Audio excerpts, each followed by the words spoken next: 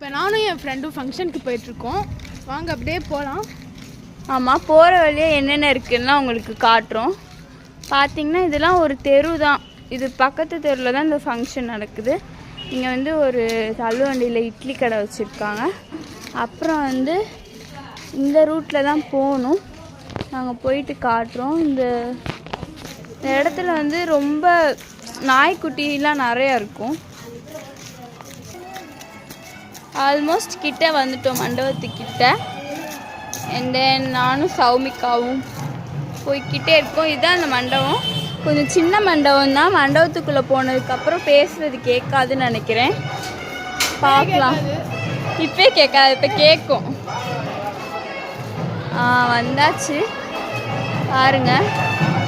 Function நடந்துட்டுருக்கு. ஆனால் இது பேக் கேட்டு, ஃப்ரண்ட் கேட் வழியாக போகலாம்.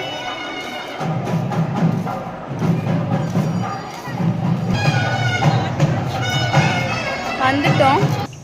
இந்த நாய்க்கிட்ட பார்த்தீங்கன்னா சௌமிகா பேசிகிட்டு இருக்கா. எனக்கு நாய்னாலே பயம். அவள் கோகோன்னு சொல்லிட்டு இருக்கா. இது என்னையவே வேற பார்க்குது. அது ஒன்றுமே செய்யலை. நம்ம பேசாமல் வந்துடலாம். அது ரொம்ப நல்ல பிள்ளையாக இருக்கு. என்னை ஒன்றும் செய்யலை. இந்த தெருவில் நிறைய நாய் இருக்கு. போச்சு, சௌமிகா பின்னாடியே வருது ஃப்ரெண்ட்ஸ். அவள் செல்லக்குட்டியில் போடலான்னு சொல்லிகிட்டு இருக்கா. சரி, நம்ம தப்பிச்சிடலாம். இங்கே பாருங்கள், ஒரு குட்டி வரா. குட்டி பாப்பாவுக்கு வந்து சாப்பாடு ஊட்டிகிட்டு இருக்காங்க. ஹாய் ஆத்தோடி.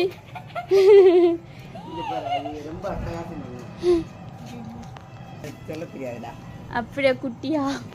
பாய் பாய் பாய் சொல்லிடுறா. காக்கு பாய் சொல்லு. பாய் சொல்லிடு. ஃப்ரெண்டுகிட்ட வந்து அவங்க ரிலேட்டிவ் பேசுகிறாங்க. அது அவளுக்கு யாருன்னே தெரில. ஆனால் அவங்க நல்லா இருக்கியாப்பான்லாம் கேட்குறாங்க.